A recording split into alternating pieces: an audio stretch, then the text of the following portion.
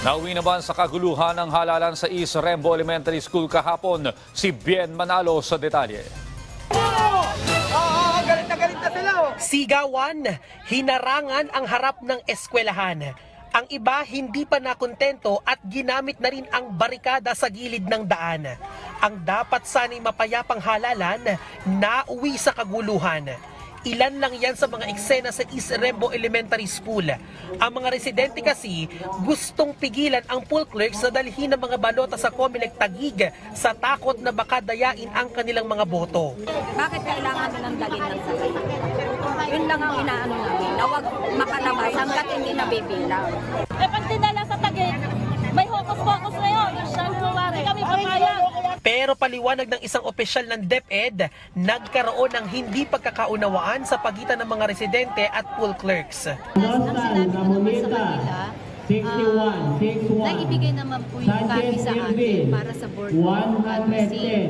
So yun naman po ay, yun lang naman po yung, yung kailangan sa teacher na which is after nun, wala na pong si teacher. Uuwi na po siya pagkatapos ng ihatid yung mga paraphernalia. Dahil sa nangyaring tensyon, naharang din ang mga gurong nagsilbing pool clerk sa East Rembo. Sa halip na makauwi ng maaga, umabot pa ng 4 na oras ang kanilang paghihintay bago nakalabas. 2 o'clock pa lang ng madaling araw, gising na kami. Actually, kahapon pa. Kahapon pa, nandun na kami sa Vista Mall, dala dito yung paraphernalia. Wala kaming pahinga. 2 o'clock gising na kami, 5 o'clock nandito na. Natapos kami 7:12, first kami natapos.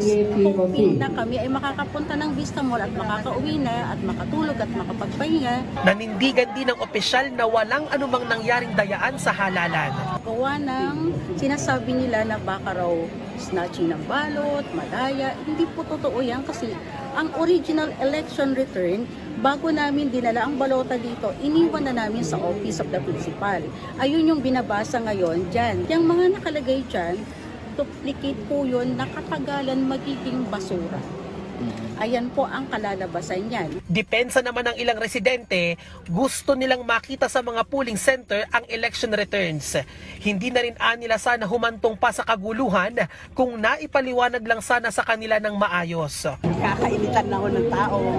Kaya ayun, pinaliwanag ni ma'am na ang election returns ay nasa opisina ko.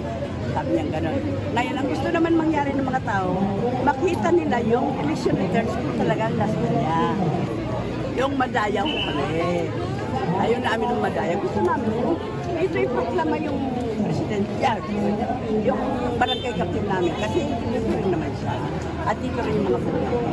Matatandaang ang Barangay East Rembo ay kabilang sa 10 Embo barangays na nalipat sa Taguig mula sa Makati. Bien Manalo para sa Morning Show ng Bayan, Rise and Shine Pilipinas.